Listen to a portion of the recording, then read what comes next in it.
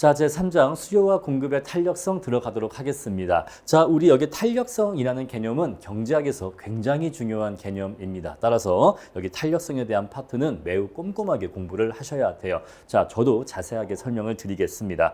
자, 먼저 우리가 한번 생각을 시작해 봅시다. 우리가 앞에서 뭘 공부했냐면 수요라고 하는 것은요, 그 재화의 가격이 비싸질수록 수요량은 감소한다고 했어요. 자, 이처럼 가격과 수요량 사이에 존재하는 역의 관계를 수요 곡선으로 나타내어서 그리면 우하향하는 수요 곡선이 도출된다라고 앞에서 공부를 했습니다. 자, 우리 이처럼 가격과 수요량 사이에 존재하는 역의 관계를 수요의 법칙이라고 합니다. 자, 수요의 법칙이란 가격이 상승할 때 수요량은 반대로 감소한다는 것을 얘기해요. 우리 이것을 수요의 법칙 또는 가격과 수요량의 역의 관계라고 합니다. 자, 그렇다면 가격이 상승할 때 수요량이 감소한다면 가격이 1% 상승할 때 수요량은 몇 퍼센트 감소할까를 한번 측정해 볼 수도 있겠죠.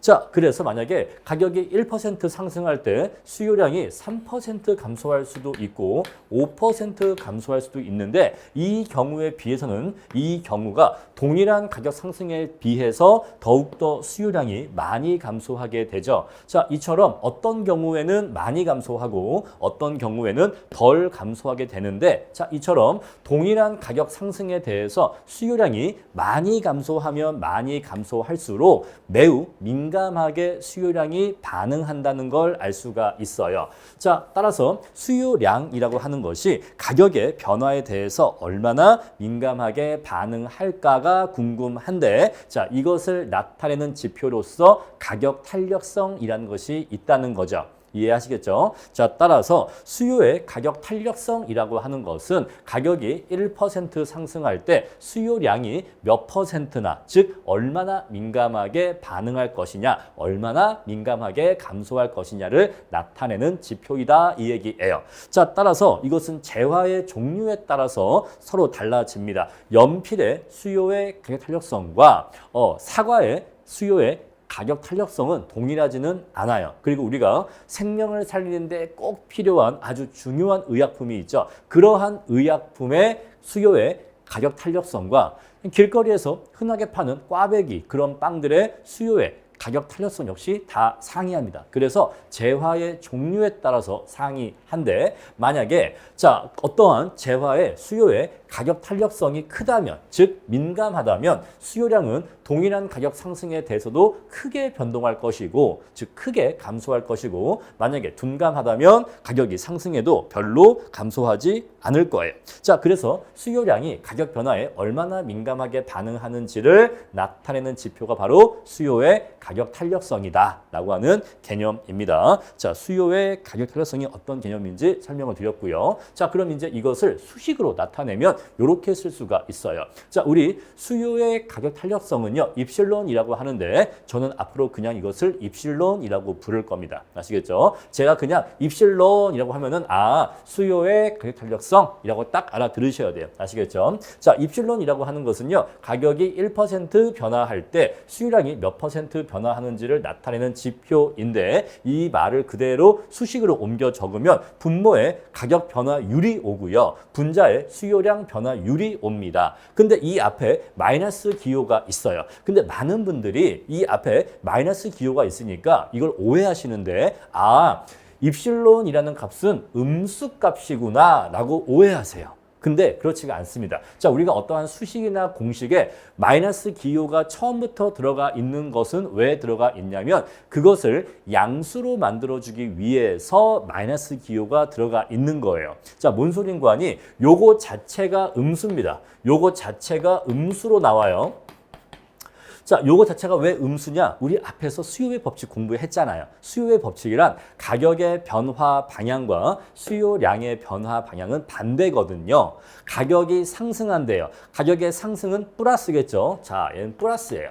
자, 얘가 상승합니다. 플러스죠. 그러면 수요량은요, 감소한다고 했어요. 감소는 마이너스죠. 그죠? 얘는 그래서 마이너스가 돼요.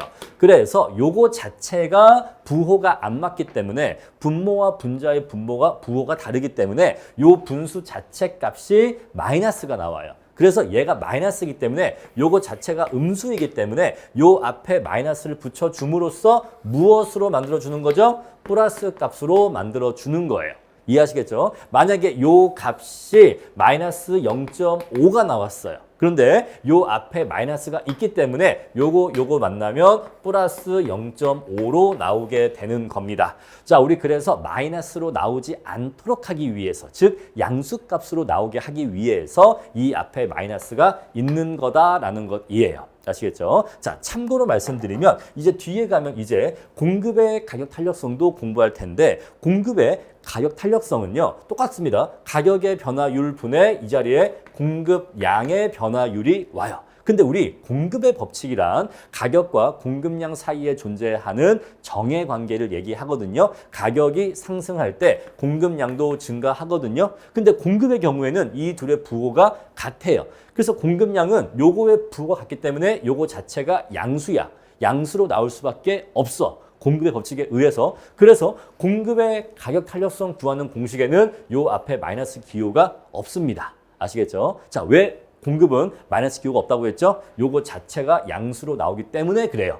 그냥 쓰면 돼. 그런데 수요의 경우에는 요게 음수로 나오기 때문에 앞에 마이너스를 붙여서 양수로 만들어주는 거다. 이렇게 이제 이해하시면 됩니다. 자, 사실 여기다가 절대값을 씌워도 마찬가지이긴 하지만은 자, 절대값으로 씌울 수도 있고 마이너스 기호를 표시할 수도 있다. 이렇게 이해하시고요. 자, 근데 우리가 가격의 변화율이라고 하는 것은요. 가격이 원래 얼마였는데 얼마나 변했다라는 것이잖아요. 만약에 가격이 원래 100원이었는데 자, 20%가 상승하게 되면은 120원으로 20원이 이렇게 20원 또는 20%가 상승한 거잖아요. 우리 그래서 자, 원래 100원이었는데 20원만큼 가격이 상승했다라고 하면 얘가 이제 20%가 되는 거잖아요. 그죠? 자, 이런 식으로 표현이 되겠죠.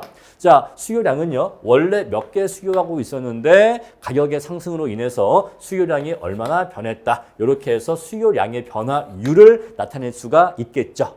그런데 자, 우리 여기 곱하기 100과 곱하기 100은 마찬가지이기 때문에 약분을 할 수가 있어요. 이렇게 약분하고 나면 뒤에 붙어있는 곱하기 100은 없어지게 됩니다. 자, 곱하기 100이 없어지게 되면은 자, 우리 요거하고 요거를 요렇게 해서 요렇게 묶을 수가 있고 얘하고 얘를 요렇게 묶을 수가 있어요. 자, 이게 좀 뭐 헷갈릴 수도 있는데 사실 뭐 중요하진 않습니다. 자, 우리 일단 기본적으로 번분수라는 게 있는데 자, 번분수는요. 분수분의 분수를 번분수라고 해요. 근데 간혹 번분수의 계산을 못 하시는 분들이 있더라고요. 그래서 자, 한번 짧게 A분의 B가 이렇게 있고 C분의 D가 있다고 했었을 때 번분수는요. 요게 분모고 요게 분자죠. 자, 그랬을 때 이렇게 곱한 게 B 곱하기 C 한 게 분모가 되고요. 자, 그 다음에 이렇게 곱한 게 A 곱하기 D를 한 게 분자가 돼요. 아시겠죠? 자, 이게 번분수 계산하는 방법입니다. 자, 굳이 여기에서 여기로 어떻게 갔는지를 굳이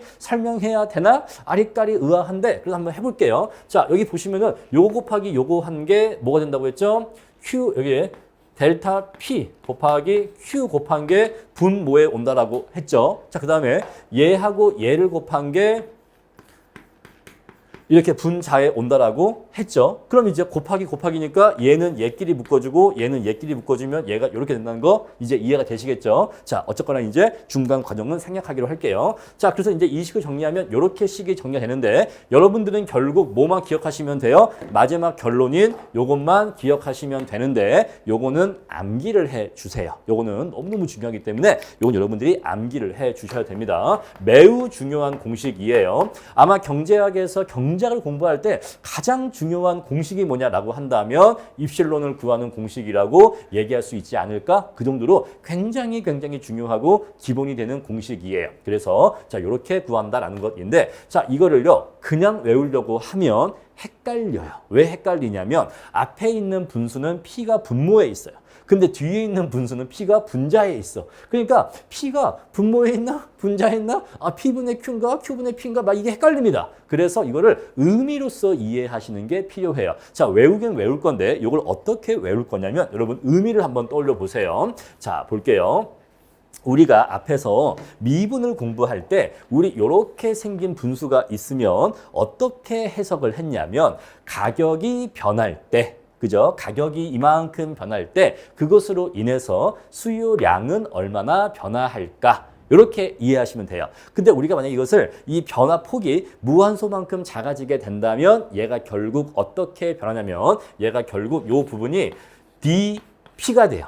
가격이 아주 미세하게 변화하게 되면 그것으로 인해서 수요량이 얼마나 미세하게 변하게 될까? 바로 이게 가격 탄력성의 원래 의미잖아요. 그죠? 자, 입실론의 원래 의미가 뭐예요? 가격이 1% 변화할 때 그것으로 인해서 수요량은 얼마나 변화할까? 이게 원래 입실론의 의미잖아요. 그래서 이 의미 그대로 가격이 요만큼 변화하면 그것으로 인해서 수요량은 얼마나 변화할까? 요것만 일단 떠올리시면 일단 얘를 쓸 수가 있겠죠. 일단 얘를 쓰고 나면 뒤에 오는 건 P와 Q가 분자 분모가 이렇게 서로 크로스로 반대로 이것만 기억하시면 돼. 이해하시겠죠? 자, 일단 입실론은 앞에 마이너스 기호가 일단 온다는 거 기억하시고 자, 수요의 가격 탄력성은 가격이 이렇게 변화하면 이것으로 인해서 수요량은 얼마나 변화할까? 이렇게 쓰신 다음에 그런 다음에 이제 뒤에는 분자 분모를 반대로 이렇게 해주시면 되거든요.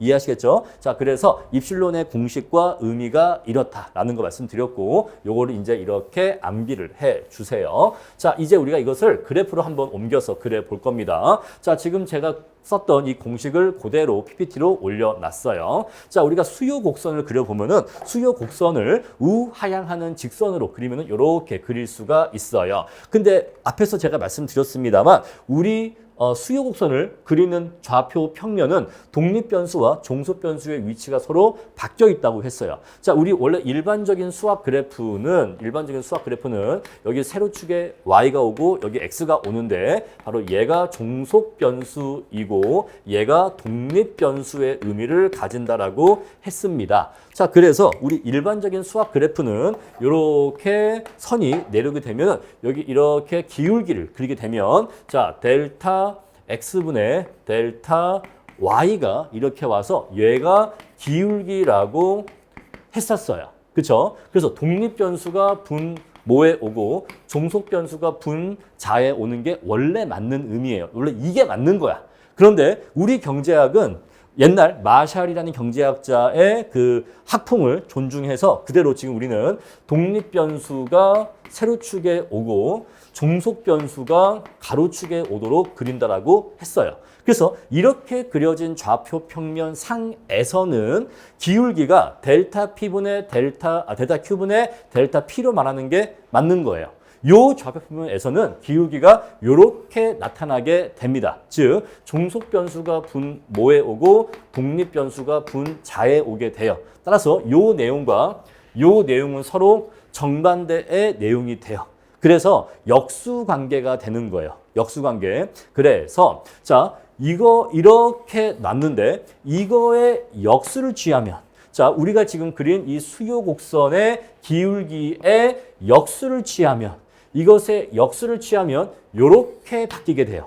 그죠? 요거의 역수를 취하게 되면 우리 입실론 구하는 공식에서 앞에 나왔던 얘가 나오게 됩니다. 그죠?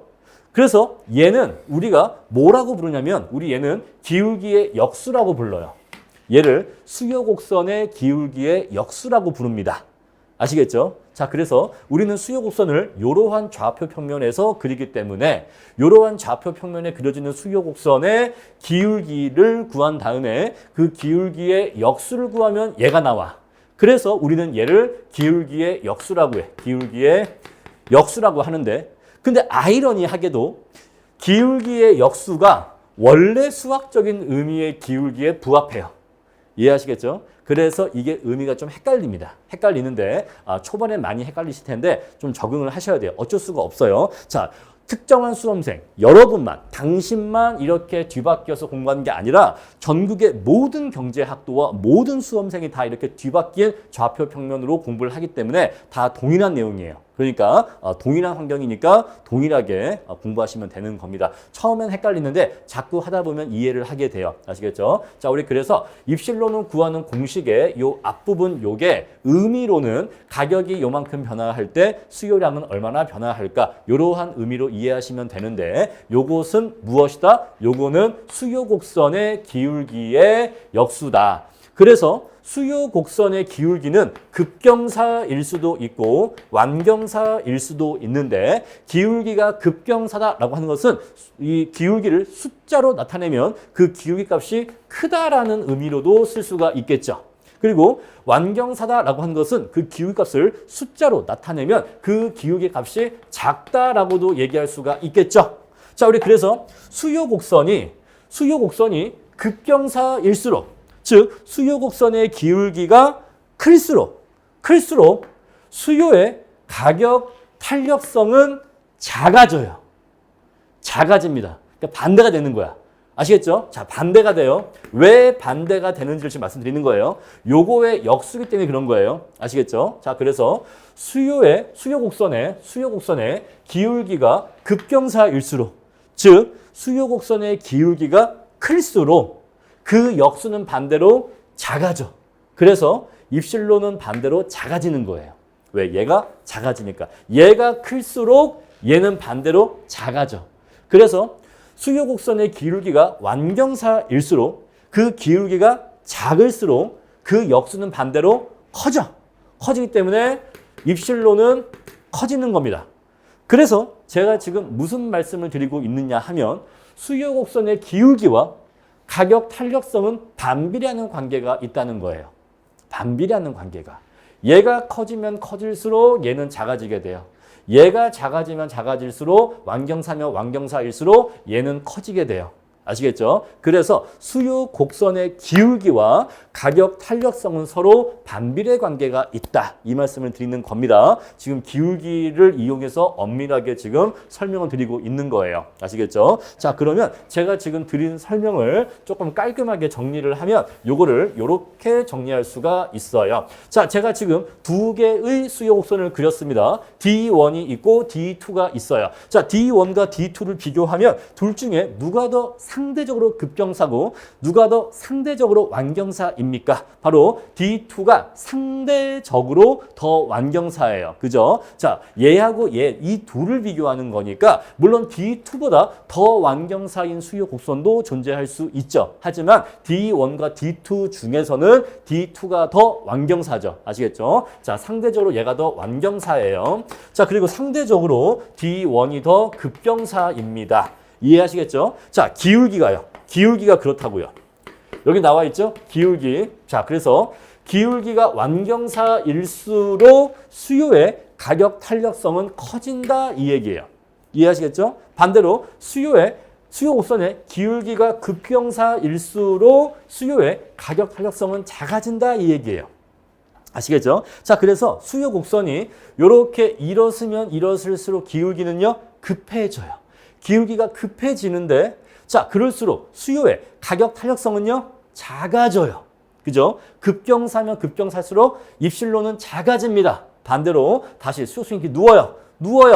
점점 기울기는요 완만해져요. 기울기가 완만해지면 입실론은요 커져요. 아시겠죠? 기울기와 입실론은 반대니까. 그러면 만약에 얘가 완벽하게 수평선이 됐다라고 하면은 무한히 커져요. 수평선 일대가 기울기가 제일 작아요. 그죠? 수평선 일대가 기울기가 제일 작습니다. 바로 그때가 입실론이 무한대일 때예요. 아시겠죠? 자, 기울기는 0일 때고 입실론은 무한대일 때가 나오는 거예요. 반대로 얘가 이제 일어서요. 이제 점점 급경사가 돼요. 이렇게 기울기가 급경사가 될수록 기울기는 급경사가 될수록 입실론은 작아져요. 작아지다가 수직선이 돼요. 딱 똑바로 90도로 딱 수직선이 돼요. 그때 기울기는 무한대가 돼요. 하지만 그때 입실론은 0이 돼요. 아시겠죠? 그때 입실론은 0이 된다. 그래서 기울기하고 입실론은 서로 반비례 관계이다 라는 얘기가 나오는 겁니다. 자, 그럼 이제 우리가 극단적으로 수요 곡선을 수평선으로 그리거나 수직선으로 그리면 이러한 관계가 나온다는 걸 방금 말씀드렸어요. 자, 수요 곡선이 수평선인 경우가 있는데 자, 이것은요 어떠한 의미를 갖고 있냐면 자, 가격이 여기에서 1원만 변해도 만약에 얘가 100원이에요. 자, 100원인데 100원에서 1원만 싸게 팔아도 시장의 모든 수요를 다 흡수할 수가 있고 반대로 얘기하면 1원만 더 비싸게 팔아도 한 개도 못 판다는 얘기예요. 가격은 100원에서 고정되어 있어. 그 말은 100원보다 누가 1원만 더 비싸게 팔려고 해도 한 개도 팔 수 없는 상태가 된다는 걸 의미해요. 그 말은 소비자들이 가격에 극단적으로 예민한 상태를 의미합니다. 101원, 100.1원도 허용하지 않는다는 얘기예요. 그래서 가격 변화에 소비자들이 극단적으로 예민하기 때문에, 극단적으로 민감하기 때문에 우리 이것을 입실론이 무한대인 상태라고 하는 거예요. 아시겠죠? 무한대인 상태야. 그 누구도 가격을 1원도 올릴 수가 없어. 너 용감하네. 판매 가격을 1원 올리려고? 넌 그럼 아마 한 개도 못 팔게 될 걸. 바로 이게 입실론이 무한대인 세상이에요. 아시겠죠? 소비자들은 가격을 1원만 올려도 한 개도 안 사버려요. 아시겠죠? 자, 다음에, 자, 얘는요, 수요 곡선이 수직선이에요. 얘는 수평선, 얘는 수직선이에요. 이거는요, 가격을 이렇게 받든 수요량의 변화가 없어요. 가격이 100원을 받든 1000원을 받든 만원을 받든 5만원을 받든 수요량에 아무런 변화가 없어. 야! 너는 가격이 변해도 왜 수요량의 변화가 없어? 난 이걸 무조건 일정 수량을 사야 되거든. 나는 무조건 일정 수량을 사야 돼. 가격은 나한테 중요하지 않아. 나는 무조건 일정한 수량을 사야 돼. 비싸든 싸든 나는 무조건 일정한 수량을 사. 바로 이게 가격에 완벽하게 둔감한 상태예요. 가격은 전혀 중요하지 않은 상태예요. 바로 이게 입실론이 0인 상태입니다. 아시겠죠? 자, 우리 그래서 수평선과 수직선 각각 어떠한 경우인지 이해하시고, 여러분 어떠한 경우에 이렇게 가격 탄력성이 0인 경우가 있을까요? 흔치 않아요. 자, 이론적으로 이러한 경우는 흔치 않는데, 왜냐면 너무 극단적이죠. 너무 극단적인데 굳이 예를 든다면 희귀병을 살리는 아주 특수한 약물이 있다라고 해볼게요. 아시겠죠? 자, 특수한 약이 있다. 자, 그래서 이 병은 매우 희귀병이기 때문에 이 약을 먹지 않으면 뭐 한 달에 한 번씩 주사를 맞거나 일주일에 한 번씩 이 약을 먹지 않으면 이 환자가 살 수 없다고 할게요. 만약에 그렇다면 이 소비자는요, 이 환자의 집은요, 그 약에 얼마까지 지불할 의사가 있을까요? 엄청나게 높은 금액도 지불할 의사가 있을 거예요. 여러분들 실제로 세상에는요, 그 희귀병을 치료하는 약 중에 주사 한 방에 수억에서 수십억도 하는 약도 있어요. 그게 아니면 그 병을 치료할 수가 없거든요. 그렇기 때문에 그 환자는요, 무조건 일주일에 한 번씩 주사를 맞는다? 그 수량은 변화가 없어요. 그렇다고 해서 일주일에 2번, 일주일에 3번? 이것도 아니야. 딱 정해진 용량이 있으니까. 그러니까 수요량은 정해져 있어. 근데 가격은 싸든 비싸든 무조건 사는 거예요. 왜? 그거 아니면 죽으니까. 아시겠죠? 그래서 그렇게 극단적인 경우를 사례를 들 수가 있기는 한데, 현실 세계에서 흔치는 않다. 다만 우리는 이론적으로 따지는 거니까, 이론적으로 입실론이 가장 작으면 수직선일 때 0이 되고, 가장 이것이 누워서 수평선이 되면 무한대까지 될 수 있다라고 하는 극단적인 경우를 이론적으로 보시면 되겠습니다. 아시겠죠? 자, 그래서 이 0하고 무한대는 너무 극단적인 경우고요. 자, 0하고 무한대 사이에 만약에 중간점을 잡는다면 여러분들은 얼마 정도로 중간점을 잡으시겠습니까? 자, 무한대라고 하는 것은 끝없이 큰 상태라고 했고, 0이라고 한 것은 뭐 제로 또는 무한소라고 했을 때 대체 얼마 정도가 이 양 값의 중간 정도라고 얘기할 수 있을까요? 10억 또는 뭐 100억, 뭐 1조? 얼마를 얘기해도 좀 모호할 텐데, 우리 경제학에서는요, 1이라고 생각을 하시는 게 좋아요. 아시겠죠? 0과 무한대의 중간은 1이다 라고 생각을 하시면은 공부하실 때 편합니다. 자, 우리 그래서 0이라는 경우가 있고 무한대라는 경우가 있는데, 이 0과 무한대의 가운데를 일단 우리는 1이라고 한번 둬볼게요. 자, 1이라고 둬보겠습니다. 자, 우리 그래서 입실론이 1인 경우를 상정할 수가 있는데, 입실론이 1일 때는 수요 곡선의 형태가 약간 특이하게 나옵니다. 어떻게 나오냐면 직각쌍곡선이라는 형태로 나오게 돼요. 직각쌍곡선이라는 형태로 나오게 됩니다. 자, 직각쌍곡선은요, 어떻게 그려진 것이냐면 Q 곱하기 P가 일정한 값이 나오는 것을, 요것을 직각쌍곡선의 함수식이라고 해요. 자, 우리 세로축이 P이고 가로축이 Q이니까 이것에 맞게 이 함수식을 변형하게 되면, 자, 세로축인 P는 하고 쓸 수가 있겠죠. 자, P는 해서 Q를 1로 보내면 Q분의 K 이렇게 쓸 수가 있겠죠. 만약에 우리가 수학적인 원리에 따라서, 원래 우리 수학적인 그 함수식은 종속 변수를 이쪽에 쓰는 게 맞으니까, 만약에 그렇게 쓴다면 Q는 P분의 K 이렇게 쓸 수도 있겠죠. 자, 어쨌거나 이렇게 쓰든 어쨌거나 이 식에서 온 겁니다. 아시겠죠? 자, 함수의 형태는 다르지만 어쨌거나 뿌리는 어차피 여기에서 온 거예요. 자, 여기서 온 건데 자, 요것을 그래프로 옮겨 그리면 요렇게 해서 이제 옮겨 그리면 요렇게 그려지는 직각 쌍곡선이 그려지게 되는데 자, 여기는 만날까요? 안 만날까요? 거의 그러니까 아주 많이 가까워지지만 얘가 이렇게 계속해서 진행하면서 조금씩 아래로 내려오면은 이 둘이 매우 가까워지지만 만나지는 않아요. 우리 그래서 이러한 관계를 점근선 관계라고 합니다. 얘를 점근선 관계라고 해요. 점차 가까워지는 선이다. 하지만 둘이 딱 만나는 건 아니에요. 하지만 점점 가까워져서 무한소만큼 가까워지기는 합니다. 자, 마찬가지로 이쪽도 이렇게 올라가면서 가까워지긴 하지만 만나지는 않아요. 우리 그래서 이쪽도 점근선이고 이쪽도 점근선이 되는데 이렇게 그려지는 형태를 우리가 직각쌍곡선이라고 해요. 자, 직각쌍곡선은요. 한 가지 매우 중요한 특징을 갖고 있는데 P값과 Q값을 곱한 이 값이 항상 K라는 값으로 일정한 값을 갖는다는 게 특징이에요. 직각쌍곡선 상에 어떠한 점을 잡을게요.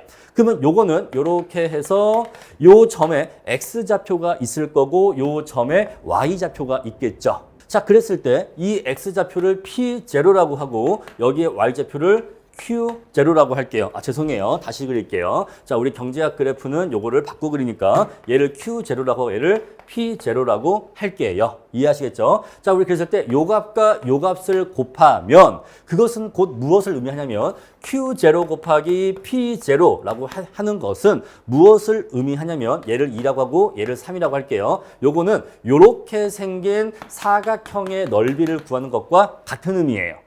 그죠? 자, 얘가 2고 얘가 3이니까 얘가 6이 나오잖아요. 요 6은 사실 요 좌표와 요 좌표에서 세로축의 그은 선과 수평축의 그은 선이 만들어내는 요 사각형의 넓이와 같은 의미라고요. 이해하시겠죠? 자, 그럼 마찬가지 의미로 여기에 좌표를 잡을 거예요. 그러면 이렇게 이제 또 사각형이 만들어지겠죠. 얘를 Q1이라고 얘를 P1이라고 할게요. 그러면 Q1 곱하기 P1 하면요. 만약에 얘를 3이라고 하고 얘를 2라고 하면 결국 얘도 6이 나와요. 얘도 3 곱하기 2니까 얘도 6이 나오거든요. 근데 역시 이것도 이거의 사각형의 넓이를 의미합니다. 자, 이 말은요. 직각쌍곡선 상의 임의의, 즉 모든, 여러분 임의는 모든과 같은 말이라고 했죠. 그 어떠한 점에서 어떠한 좌표를 잡고 그 좌표가 만들어내는 사각형의 넓이를 구해도 그 넓이는 항상 일정한 값이 나온다는 걸 의미하는 거예요. 바로 이게 직각쌍곡선의 특징이에요. 자, 그래서 이러한 직각쌍곡선의 성질을 깔끔하게 정리하면 이렇게 정리해서 그릴 수가 있어요. 자, 우리 직각쌍곡선이 이렇게 있었을 때 1,500의 이 점에서 사각형의 넓이를 구하나 5,100에서 요 점에서의 사각형 넓이를 구하나 넓이는 모두 500으로 똑같이 나옵니다. 그런데 우리가 지금 여기서는 자, P하고 Q인데 자, P는 뭐죠? P는 가격이야. Q는 뭐죠? 수요량. 그잖아요. 근데 이것은요, 판매자의 입장에서는 요만큼의 수량을 팔았다는 거예요. 자, 소비자가 5개를 사갔다라고 하는 것은 판매자의 입장에서는 5개를 팔았다라는 걸 의미해요. 그래서 소비자의 입장에서는 P 곱하기 Q 한 개 총 지출액이에요. 지출액. 그런데 이 총 지출액이 판매자의 입장에서는 총 판매액이에요. 그죠? 총 판매액입니다. 그래서 만약에 얘가 500원짜리고 얘가 한 개라면 소비자가 500원짜리 재화를 하나 사갔다라고 하는 것은 소비자가 500원을 지출했다라는 의미이지만 이 물건을 판매한 판매자의 입장에서는 500원짜리 물건 한 개를 팔았다이기 때문에 500원의 판매 수입을 얻었다의 의미가 돼요. 그래서 서로 의미는 반대이지만 액수는 똑같을 수밖에 없어요. 자, 우리 그래서 요 TR이라고 하는 것은요, P 곱하기 Q로 나타내어지는데 이 TR은 total revenue라고 해서 총 판매 수입이란 뜻으로 해석을 합니다. 자, 우리 그래서 요 점에서 총 판매 수입을 구하나, 요 점에서 구하나, 또는 심지어 이런 점에서 총 판매 수입을 구하나 이 값이 항상 500으로 일정하게 돼요.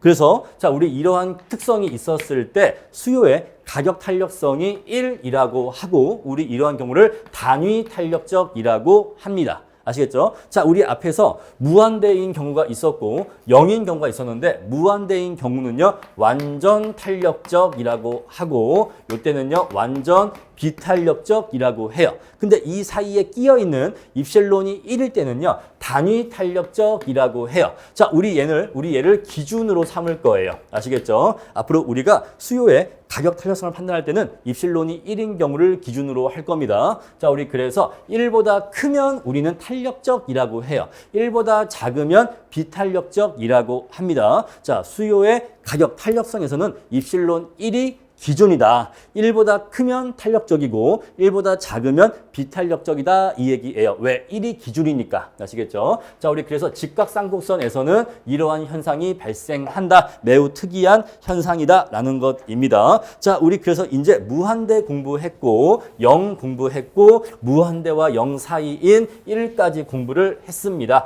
자, 그럼 이제 제가 방금 말씀드린 내용처럼 1보다 크면 탄력적이라고 했는데 그 내용을 이렇게 정리할 수가 있어요. 자, 우리 1보다 크면 우리가 탄력적이라고 합니다.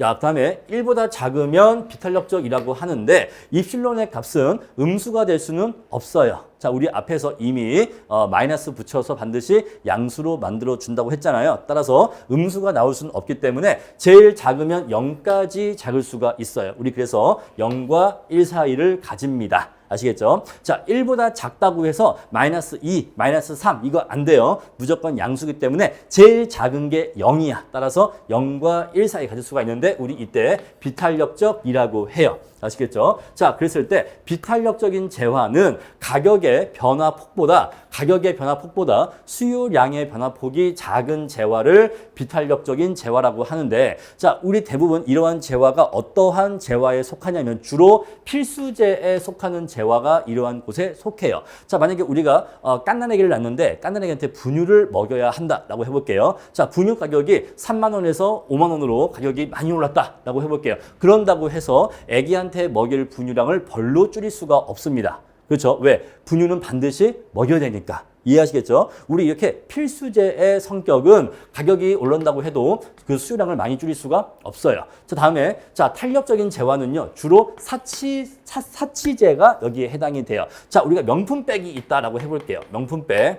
자, 명품백이라고 하는 것은 우리가 생활을 할 때 반드시 필요한 재화는 아니에요. 그래서 가격이 상승하게 되면 꼭 그거를 살 필요가 없기 때문에 이때에는 수요량이 죄송해요. 요거 좀 그랬네. 자,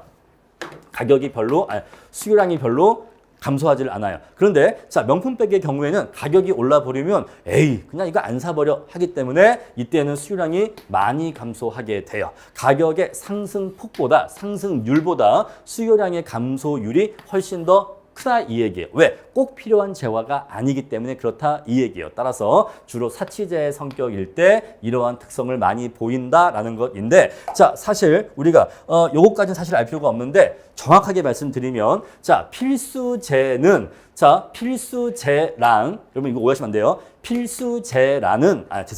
필수재란 수요의 가격 탄력성이 0과 1 사이인 재화를 말한다. 또는 필수재란 수요의 가격 탄력성이 비탄력적인 재화를 말한다 라고 하면 그건 틀린 지문이에요. 아시겠죠? 자, 그러니까 이거 오해하시면 안 돼. 지금 이러이러한 재화는 반드시 필수재이다 그 뜻이 아니에요. 그 뜻이 아닙니다. 필수재 중에 이러한 성격을 보이는 경우가 많다는 거예요. 그리고 사치재 중에 이러한 특성을 보이는 경우가 많다는 겁니다. 자, 어떠한 재화가 사치재이냐 필수재이냐 하는 것은 정확한 분류, 정확한 판단은 수요의 소득 탄력성에 의해서 결정이 돼요.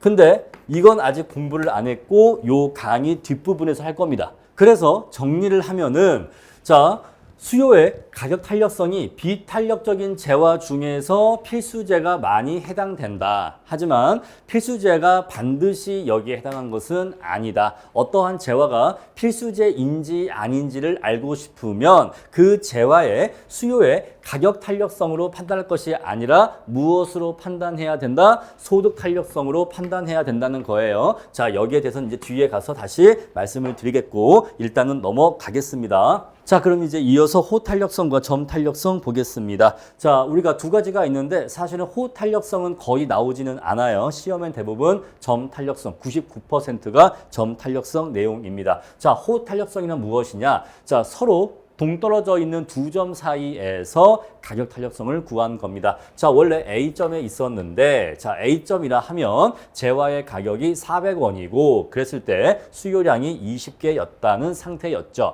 그런데 가격이 400원에서 300원으로 이렇게 하락을 하면은 자, 100원어치가 싸지면 가격이 싸지니까 수요량이 이렇게 B점으로 이동하게 되겠죠. 30개를 수요하는 것으로 이렇게 이동하게 되겠죠. 자, 그러면 원래 400원이었던 재화의 가격이 300원으로 내려갔으니까 가격이 몇 퍼센트 하락한 것입니까? 400원에서 300원으로 내려갔으니까 25%가 하락한 것으로 볼 수가 있겠죠. 자, 400원 중에서 100원만큼 하락했으니까 25%가 가격이 하락했다. 이렇게 이해할 수가 있어요. 자, 그런데 문제가 뭐냐면 자, A점에서 B점으로 이렇게 이동했다라고 한다면 이렇게 본다면 400원에서 300원이 된 건데 반대로 동일한 두 점인데 B점에서 A점으로 갔다라고 이해하면 자, 방향만 달리 본 거죠. 원래 300원이었는데 400원으로 가격이 100원이 올랐다라고 본다면 자, 300원이었는데 400원이 됐다? 원래 300원짜리였는데 가격이 100원이 올랐다라고 하는 것은 가격 상승률이 33%로 나오게 됩니다. 자, 무슨 소리인가 하니 가격의 변화율이라고 하는 것이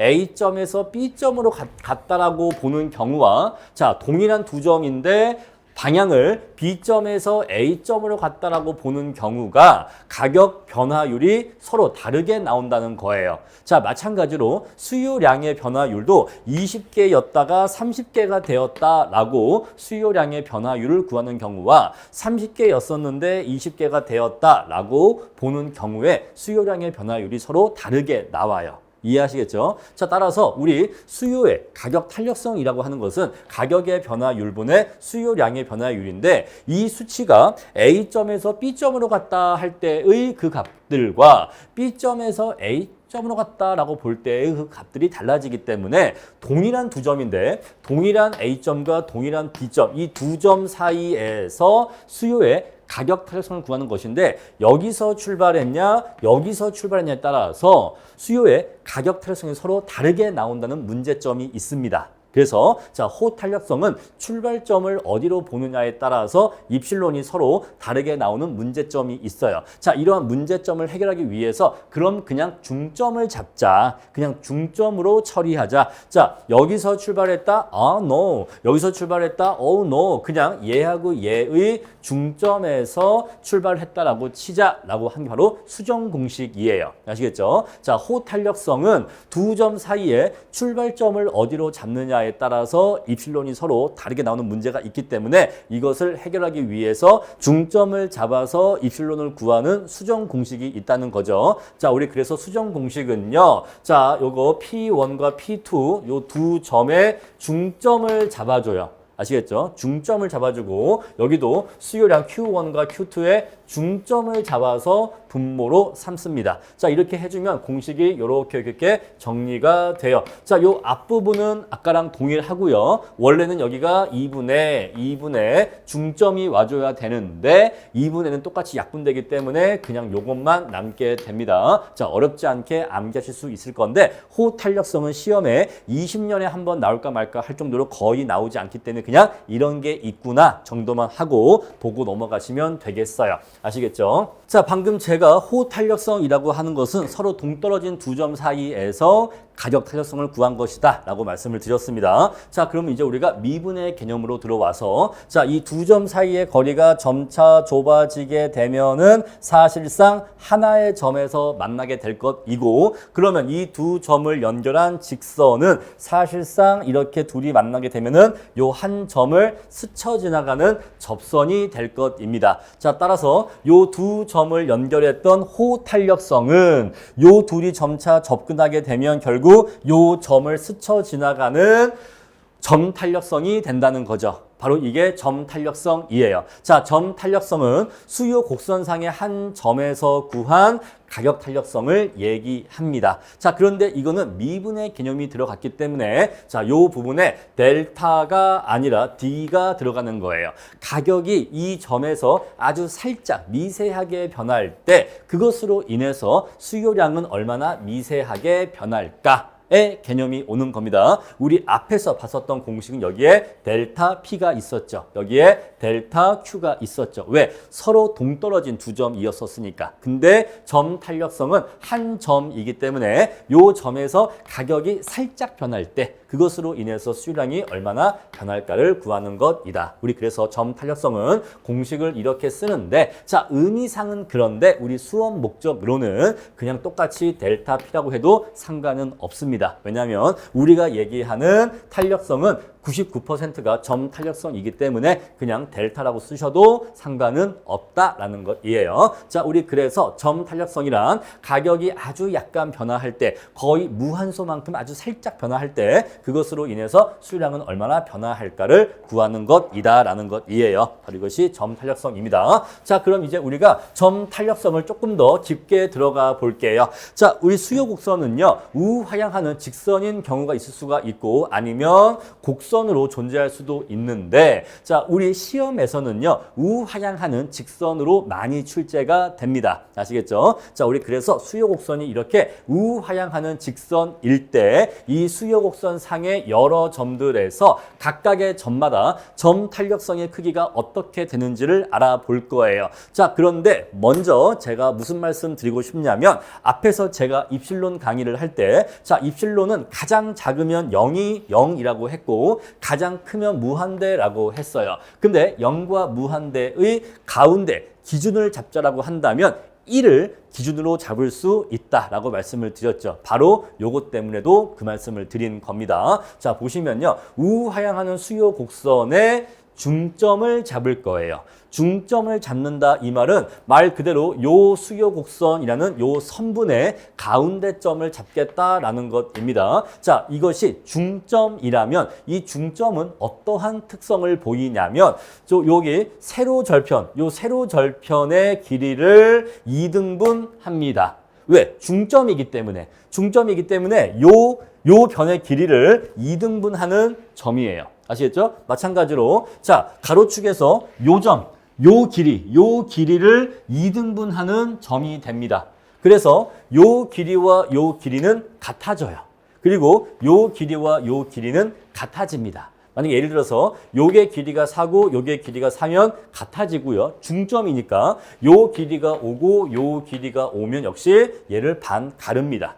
이해하시겠죠? 자, 중점이에요. 그래서 수요 곡선이 우하향하는 중점일 때 그 중점에서의 점 탄력성은 얼마다? 1이다 이 얘기예요. 그래서 1이 이렇게 가운데에 온다라는 것입니다. 자, 그래서 입실론 1이 가운데 중점이 1이다라는 것이에요. 자, 그럼 이제 볼게요. 자, 우리 여기 맨 위에서는요 무한대고요. 맨 아래에서는 0이에요. 자, 왜 위로 올라갈수록 1에서 위로 올라갈수록 점점 커지다가 무한대가 되고 반대로 중점에서 아래로 내려올수록 점점 작아지다가 0이 되는지에 대해서 설명을 해 드릴 겁니다. 자, 이게 왜 그러냐 하면요. 우리 앞에서 입실론의 공식을 제가 어떻게 말씀드렸냐면 입실론은 마이너스라고 한 다음에 자, 가격이 미세하게 변화할 때 그것으로 인해서 수요량이 얼마나 변화할까? 그리고 곱하기 뭐 한다고 했죠? 곱하기 역수니까 Q분의 P를 이렇게 곱한다라고 했어요.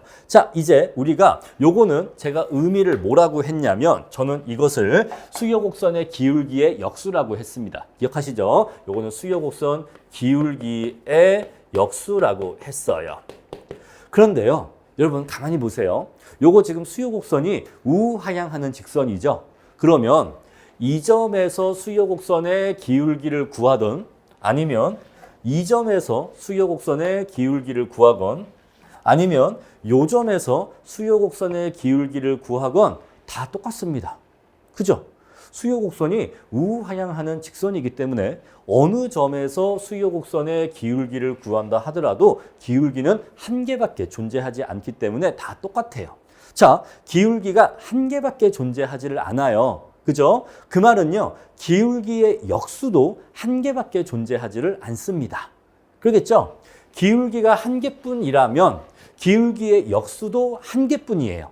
그래서 결국 이 우하향하는 수요곡선상의 그 모든 점에서 기울기가 다 똑같다. 그 말은 기울기의 역수도 다 똑같다 이 얘기예요. 그래서 요 값은 사실상 고정된 값입니다. 고정. 이해하시겠죠? 요거는 일정해. 요 점에서나 이건 다 똑같다고요. 만약에 이게 마이너스 3이면 기울기가 마이너스 3이면 얘는 마이너스 3분의 1이겠죠. 그 값으로 다 똑같겠죠. 이해하시겠죠? 오케이. 자, 그럼 이제 뭐만 다르다? 자, 얘를 우리가 A점이라고 하고 얘를 B점이라고 하고 얘를 C점이라고 할게요. 그럼 뭐만 다르다? 좌표값만 달라요. 좌표값만. 여기서는요. 좌표가 이렇고요. 얘는요. 좌표가 이렇고요. 얘는 좌표가 이래요.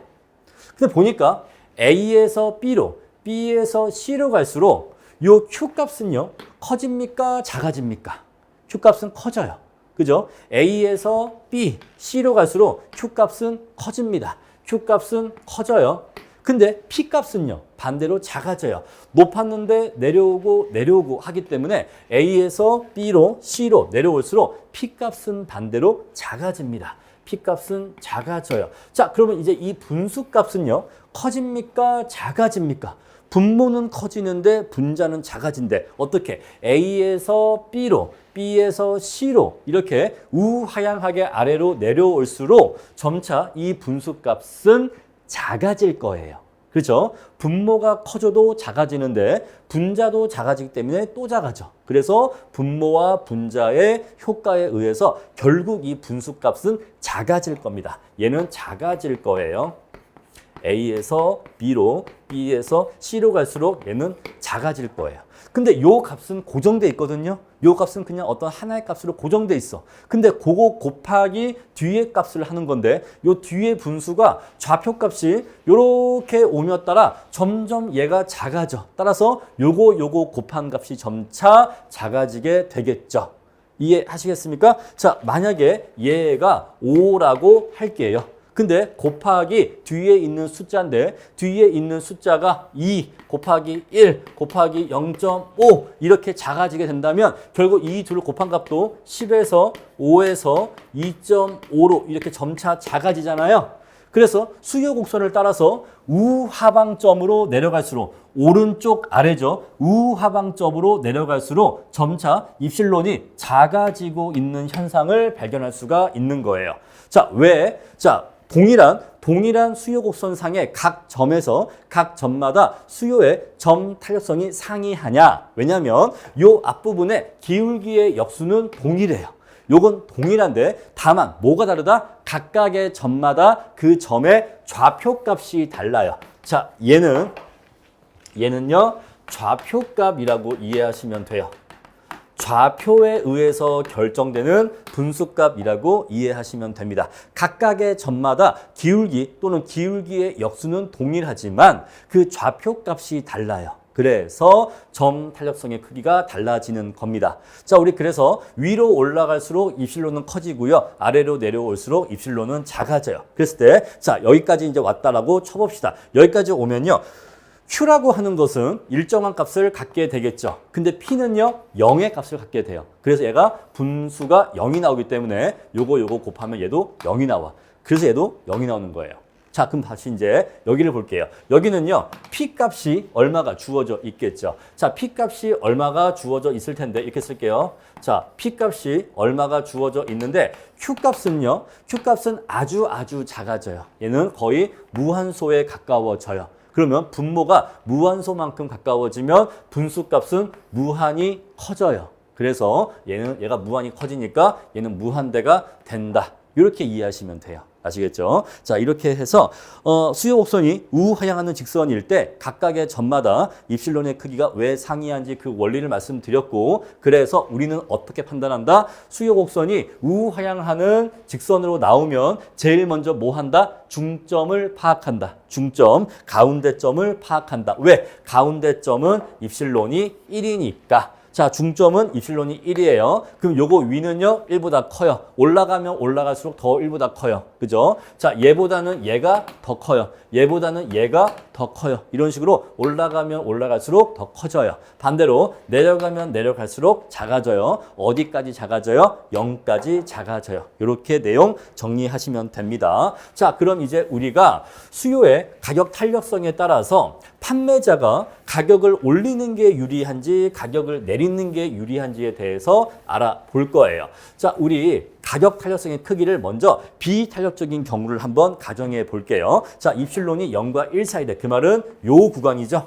자, 요 구간에서는요, 판매자가 가격을 인상하는 게 총 판매 수입을 늘릴 수 있어요. 증가시킬 수 있습니다. 자, 근데 이 얘기를 하기 전에 이 말씀을 먼저 드릴게요. 판매자의 총 판매 수입은 언제가 극대화되냐면 입실론이 1인 점에서 판매할 때 극대화가 됩니다. 입실론이 1인 점에서 판매할 때 총 판매 수입이 극대화가 돼요. 자, 우리 총 판매 수입이라고 하는 것은 P 곱하기 Q라고 했는데 P 곱하기 Q는 결국 수요 곡선상의 한 점 좌표가 만들어내는 사각형의 넓이라고 했어요. 자, 이 사각형 넓이가 요 중점에서 만들어진 사각형의 넓이가 가장 크다는 뜻이에요. 자, 요렇게 만들어진 사각형의 넓이보다는 얘가 더 넓이가 커요. 마찬가지로 이렇게 만들어진 사각형 넓이보다는 얘가 더 넓이가 커요. 그래서 수요 곡선상의 중점에서 만들어진 사각형의 넓이가 제일 큰데 이것은 중점에서 판매할 때 가장 큰 판매 수입을 얻을 수 있다는 거예요. 아시겠죠? 자, 왜 그런지 볼게요. 자, 먼저 이렇게 아래 비탄력적인 구간을 볼게요. 자, 여기에서는요, 가격을 10% 인상시켰다라고 해볼게요. 가격을 10% 인상시켰다. 자, 그러면 가격이 비싸지니까 수요량이 감소할 텐데 수요량은 10%보다 더 적게 감소합니다. 왜 더 적게 감소하죠? 비탄력적이거든요. 그래서 1보다 작게 감소하기 때문에 자, 만약에 수요량은 5%밖에는 감소하지 않을 수가 있어요. 자, 숫자가 헷갈리니까 얘를 4%라고 할게요. 자, 그러면요, 판매 수입은 약 6%가 증가하게 됩니다. 자, 이걸 어떻게 구할 수가 있냐면 우리가요, 자, TR은요, P 곱하기 Q로 이렇게 쓸 수가 있는데 우리 앞에서 기초경제 수학 시간에 얘를 변화율에 대한 식으로 바꿀 수 있다고 했어요.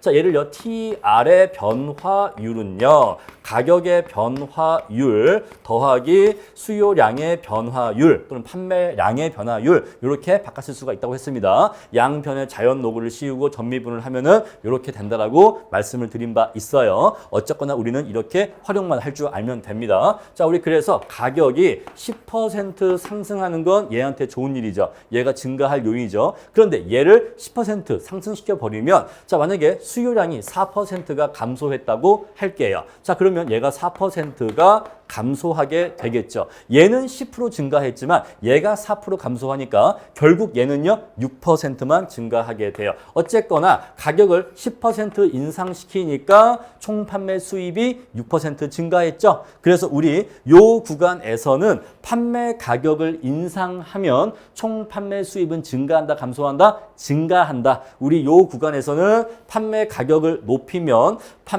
총 판매 수입이 증가한다는 걸 알 수가 있어요. 자, 그럼 반대로 자, 우리가 수요의 가격 탄력성이 탄력적일 때 어떻게 되는지를 볼게요. 결국 요 구간을 얘기하는 거죠. 자, 요 구간에서는요, 가격을 10% 내릴 거예요. 가격을 10% 내릴 겁니다. 자, 그러면 수요량은요, 만약에 얘를 뭐 2.5라고 할게요. 얘를 2.5라고 하면요. 너무 큰가? 1.5라고 할까요? 1.4라고 할게요. 1.4라고 하면은 가격이 10%만큼 하락하면 수요량은요 14% 증가합니다. 14% 증가해요. 그래서 얘가 14% 증가하거든요. 왜? 얘가 1.4니까. 이해하시겠죠? 그래서 결국 요걸 합치면 총 판매 수입은 4%가 증가하게 돼요. 그래서 우리 요 구간에서는 가격을 낮추면 판매 가격을 낮추면 총 판매 수입이 증가하게 됩니다. 자, 요 구간에서는 가격을 높여야지만 총 판매 수입이 증가하게 돼요. 자, 그리고 요 구간에서는 판매 가격을 낮춰야지만 총 판매 수입이 증가하게 됩니다. 자, 그러면 낮추다가 너무 내려가면 아니야, 너 너무 내려왔어. 너 너무 내려왔고 요 구간에서는 다시 가격을 높여야 돼. 아, 그래? 그럼 다시 가격을 올립니다. 아니야, 너무 높였어. 다시 요 구간에서는 다시 가격을 내려야 판매 수입 증가하거든. 아, 그러면 딱 이 점에 왔었을 때 판매 수입은 극대화돼요.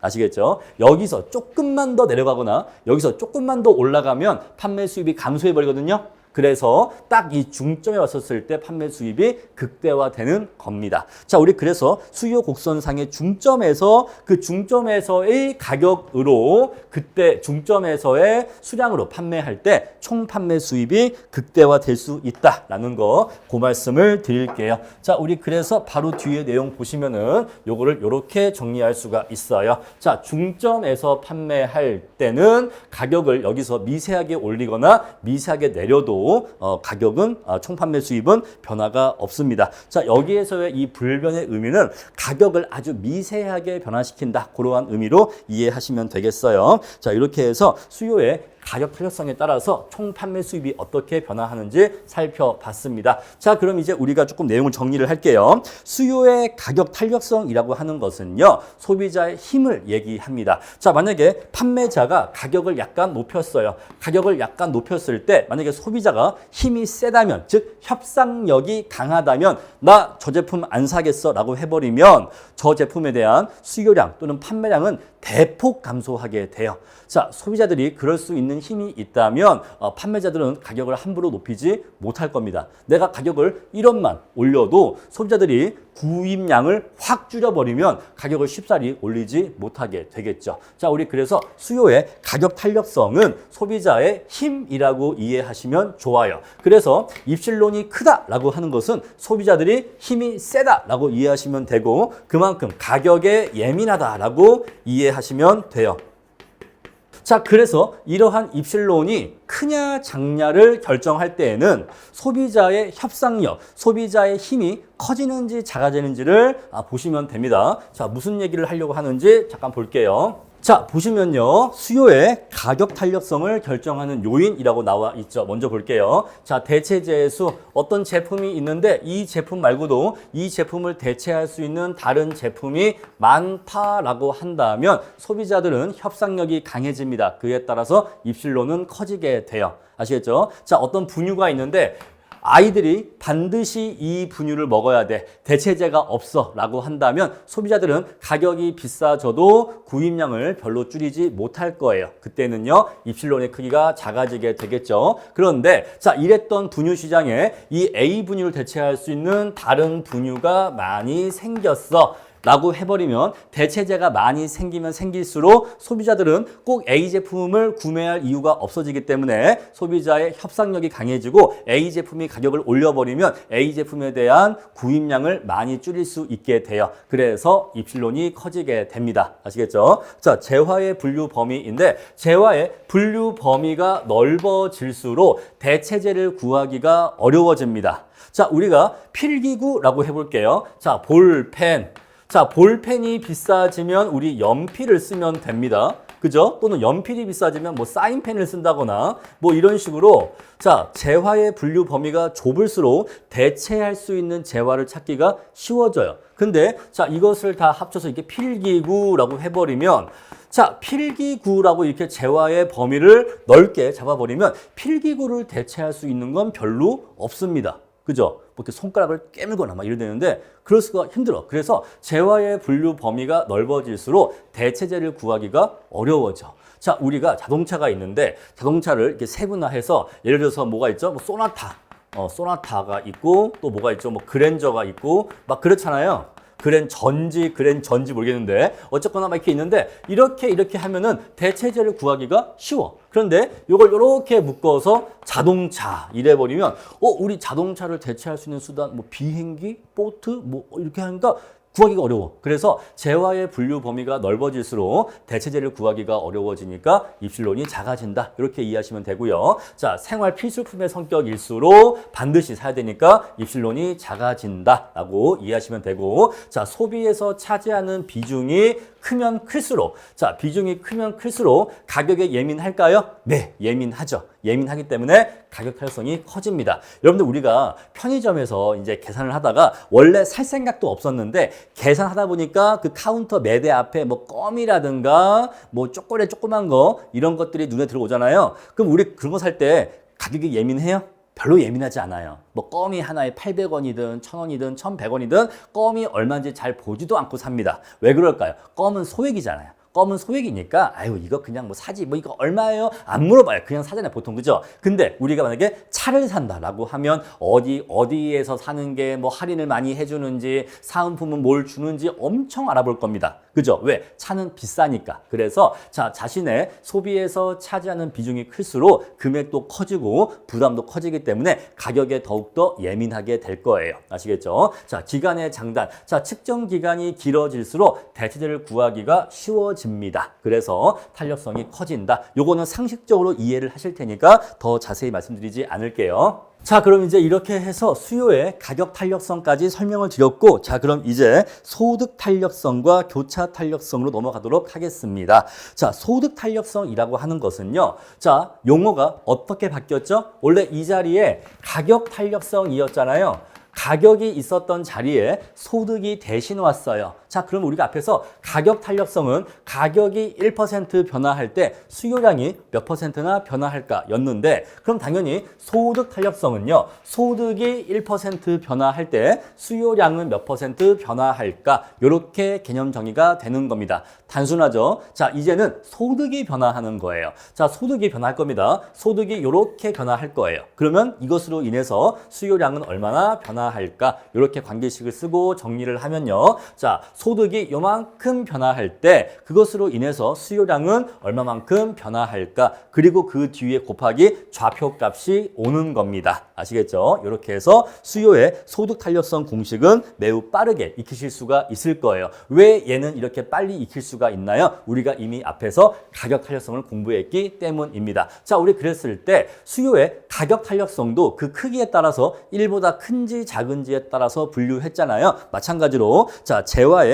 소득 탄력성의 크기가 1보다 큰지 작은지 또는 양수인지 음수인지에 따라서 재화의 종류가 분류가 됩니다. 자, 소득이 증가할 때 수요량이 증가하는 재화를 우리는 정상재라고 해요. 정상적인 재화다 이 얘기입니다. 소득이 증가할 때 그 수요량도 일반적으로 증가하는 것이 일반적이에요. 우리 그래서 이때는 소득 탄력성이 양수로 나옵니다. 양수다 이 말은 정상재다 이 뜻이에요. 소득이 증가할 때 수요량도 같이 증가한다 이 얘기입니다. 아시겠죠? 자, 두 번째, 자, 소득이 증가할 때 오히려 수요량이 감소하는 재화가 있어요. 우리 이것을 열등재라고 합니다. 자, 열등재는요, 입실론 M이 음수가 나오게 돼요. 자, 음수다 이 말은요, 소득의 증가 방향과 수요량의 증가 방향이 반대라는 거예요. 소득이 증가할 때 수요량은 감소한다 이 뜻입니다. 그래서 얘를 음수예요. 따라서 소득 탄력성은 양수인지 음수인지가 중요해요.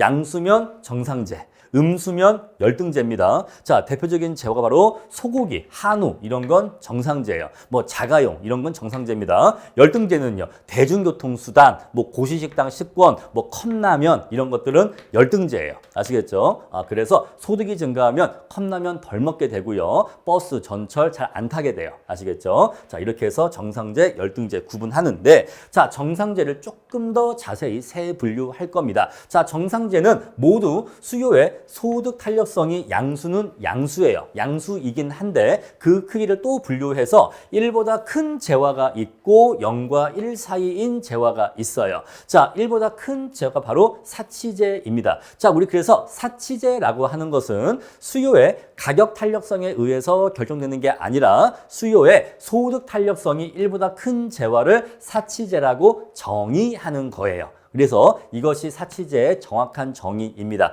자, 사치재는요, 소득의 증가 속도보다 그 재화의 수요량의 증가 속도가 더 빠른 것을 사치재라고 해요. 왜? 소득의 증가보다 더 빠르게 소비를 증가시키기 때문에 야, 너 되게 사치하는구나 라고 생각할 수가 있겠죠. 이해하시겠죠? 야, 너는 소득이 10%밖에 늘지 않았는데 그 재화에 대한 소비량은 20%가 증가해. 너 되게 사치하는구나. 이렇게 이해하시라 이 얘기예요. 다음에 자, 0과 1 사이야. 그거는요. 소득이 10% 증가해도 그 수요량은 10%보다 더 작게 증가해. 예를 들어서 뭐 한 3%만 증가해. 자, 이러한 재화가 어떤 재화이냐 바로 필수재라고 합니다. 여러분들 우리가 비누라든가 뭐 치약 이런 것들을 이제 우리가 소비하는데 여러분들 저하고 삼성전자 이재용 회장님하고 1년 동안 쓰는 비누의 양이나 치약의 양이 얼마나 차이가 있을까요? 별로 차이가 없어요. 왜냐하면 재산이 엄청나게 많아진다고 해도 하루에 쓰는 또는 한 달 동안 쓰는 비누의 양이나 치약의 양은 큰 차이가 없거든요. 그래서 이러한 필수재의 경우에는 소득이 증가하면 더 좋은 걸 쓰고 더 비싼 걸 쓰고 더 많이 쓰긴 하는데 그 정도가 좀 적어요. 그래서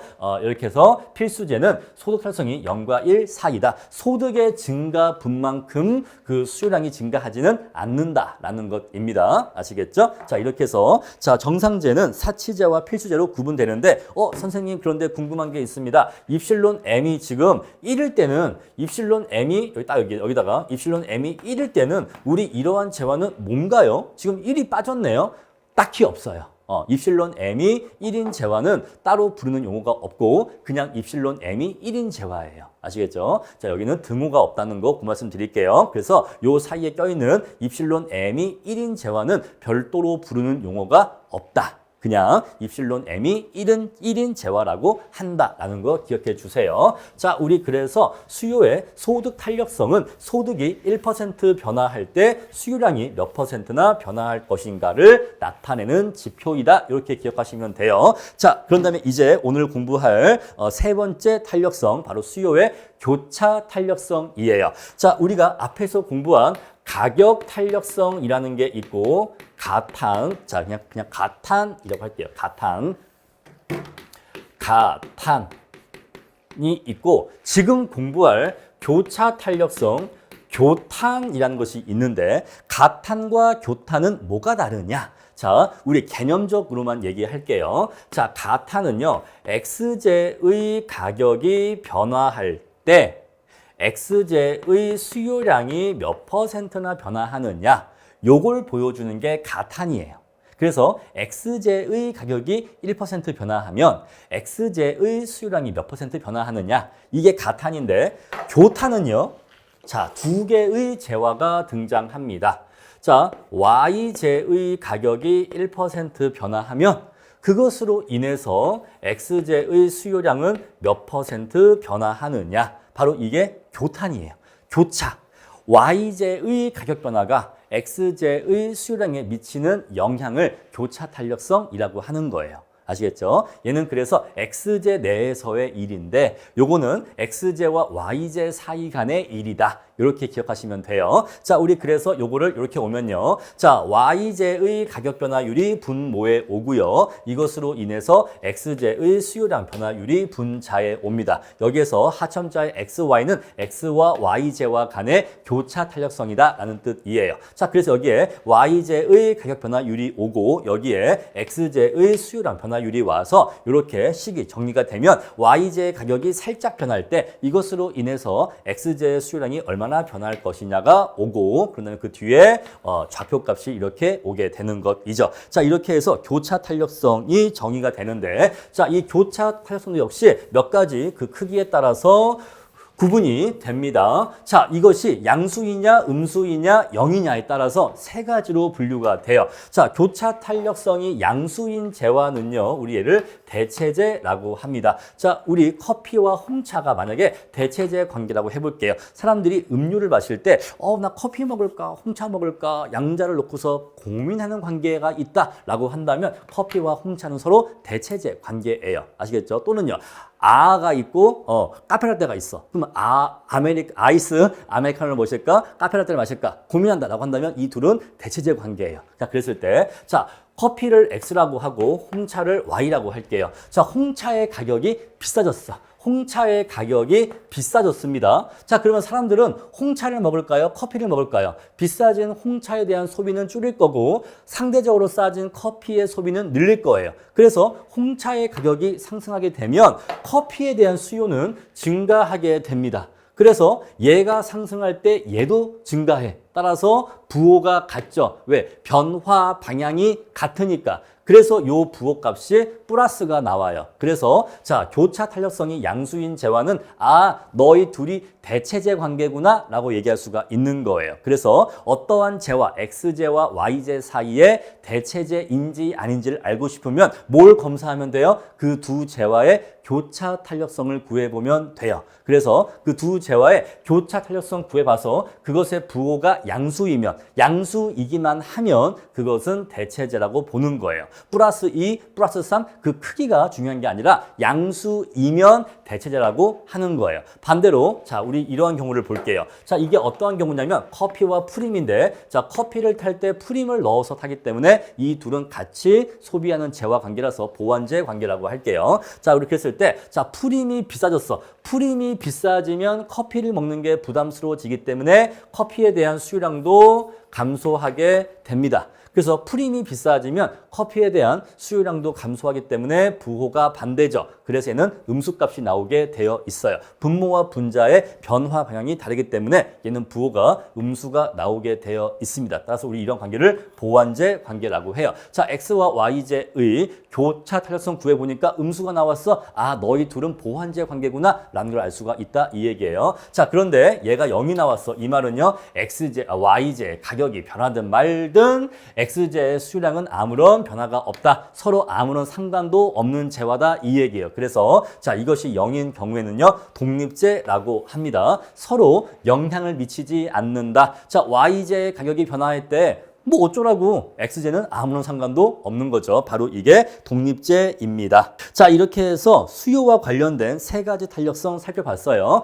가격 탄력성, 소득 탄력성, 교차 탄력성 세 가지를 살펴봤습니다. 자, 그럼 이제 우리 공급으로 넘어가서 공급의 가격 탄력성 보도록 할게요.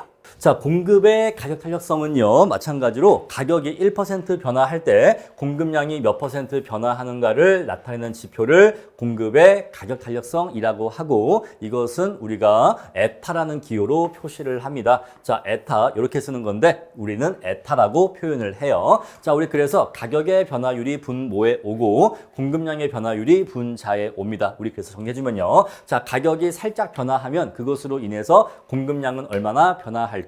그리고 그 뒤에 공급 곡선상의 좌표 값이 여기에 이렇게 오게 되겠죠. 아까 우리 입실론에서는 이 자리에 수요 곡선상의 점의 좌표 값이 여기로 들어왔죠. 그 마찬가지로 공급의 가격 탄력성 에타를 구할 때는 여기에 공급 곡선상의 점의 좌표가 여기에 들어가게 되는 거예요. 아시겠죠? 자, 우리 그래서 요거는요, 요 앞부분은 공급 곡선 기울기의 역수다. 요거는 다 똑같아요. 다 똑같고 앞에 우리 수요 자리에 수요 단어가 공급으로 바뀐 것 뿐입니다. 자, 그래서 이러이러하기 때문에 공급 곡선의 기울기와 가격 탄력성은 반비례하는 관계가 있다. 아까랑 똑같은 얘기예요. 수요도 그랬죠. 자, 공급도 그렇습니다. 자, 우리 그래서 공급 곡선 몇 가지를 한번 예시를 해볼게요.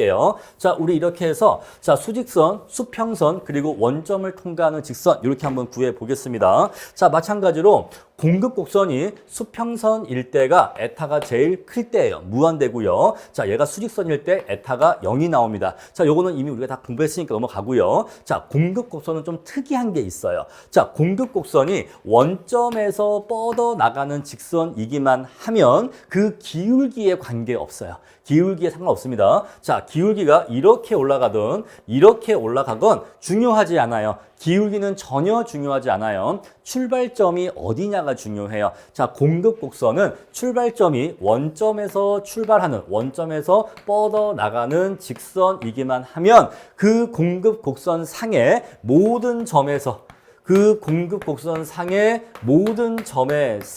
점 탄력성이 항상 1이에요. 아시겠죠? 자, 바로 이게 공급 곡선의 아주 특이한 성질입니다. 아시겠죠? 자, 공급 곡선은 원점에서 뻗어나가는 직선이기만 하면 기울기에 관계없어요. 기울기가 급경사이든 완경사이든 중요하지 않아요. 전혀 관계없고 이 공급 곡선상의 모든 점에서 점 탄력성이 항상 1로 일정해요. 아시겠죠? 항상 1로 일정하다. 자, 그래서 우리 이러한 경우를 역시 단위 탄력적이라고 하고 우리 이때 S곡선은 원점을 통과하는 직선이 됩니다. 자, 에타가 0일 때는요. 완전 비탄력적, 에타가 무한대일 때는 완전 탄력적이 되고요. 자, 요거는요. 자, 가격이 변화해도 공급량이 전혀 변화할 수 없는 경우인데 우리 대표적으로 토지를 그 사례로 들어요. 자, 토지의 가격이 비싸진다고 해서 지구의 크기가 커질 수 있는 것도 아니기 때문에 토지의 자연적 공급량은 고정돼 있다라고 봅니다. 처음에 지구가 생겨났을 때 그 량으로서 고정돼 있다라고 봐요. 자, 그리고요. 자, 에타가 무한대인 경우는 완벽하게 수평선인 경우이고요. 자, 우리 이렇게 에타가 0과 1 사이인 경우에는 농산물이 대표적으로 해당합니다. 자,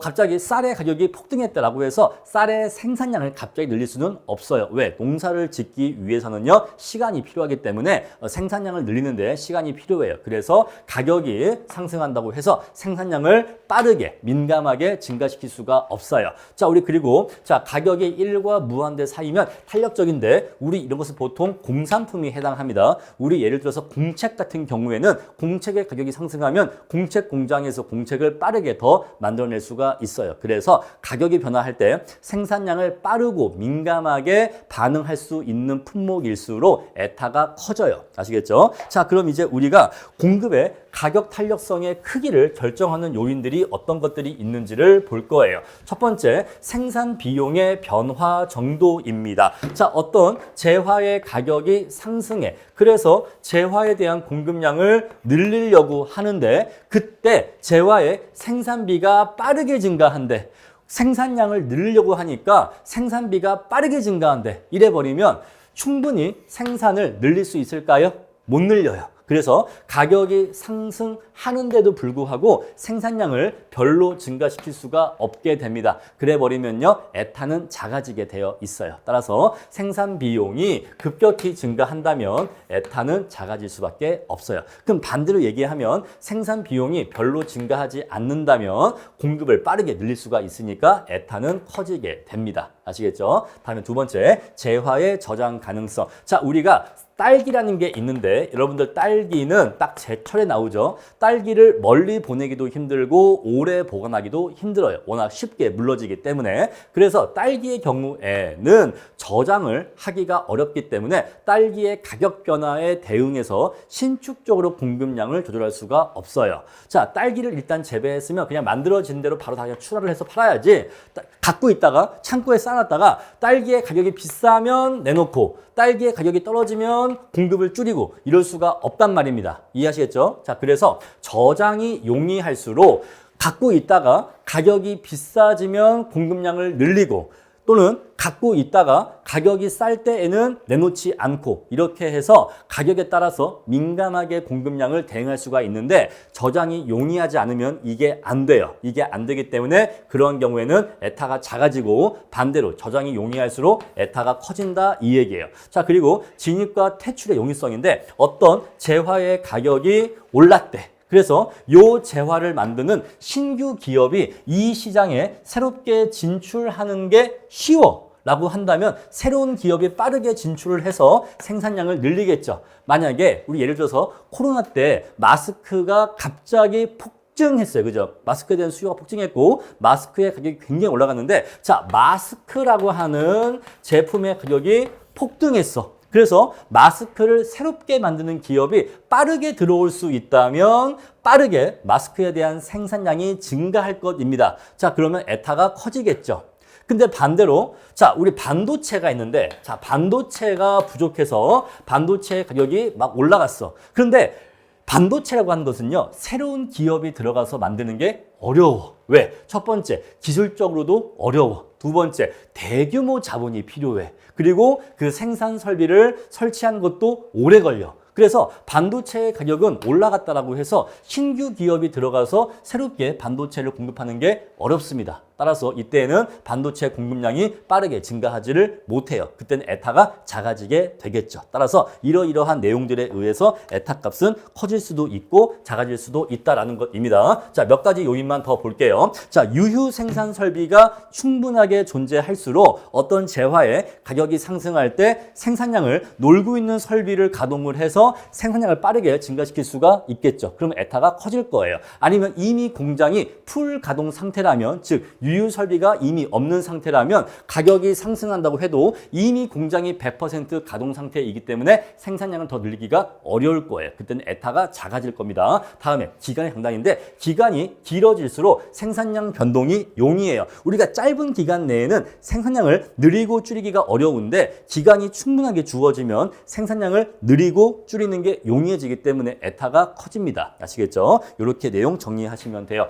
자, 따라서 우리가 지금까지 공부한 탄력성이라고 하는 것이 몇 가지 종류가 있었는데 이것들을 그냥 하나의 원리로 총 정리를 한다면 이렇게 정리할 수가 있어요. 자, 탄력성이라고 하는 것은 독립 변수가 1% 변화할 때 그것으로 인해서 종속 변수가 몇 % 변화하는가 로서 탄력성의 개념을 일반적으로 정의할 수가 있습니다. 자, 우리가 지금 저 앞에서 함수의 개념에서부터 독립 변수가 변화하면 그것에 의해서 종속 변수가 변화한다라고 했는데 그냥 단순하게 변화하는구나가 아니라 독립 변수가 이 정도 변할 때 종속 변수는 얼마나 변할까? 이것을 수치화해서 계산하기 위해서 탄력성이란 개념이 고안된 거예요. 그래서 자, 독립 변수가 1% 변화하면 그것으로 인해서 종속 변수는 몇 % 변화하겠는가로서 공식이 일반적으로 정리가 됩니다. 자, 우리 그래서 A의 비탄력성이라고 하면은 A와 B 자리에 어떤 게 들어온다고 해도 A의 비탄력성은요,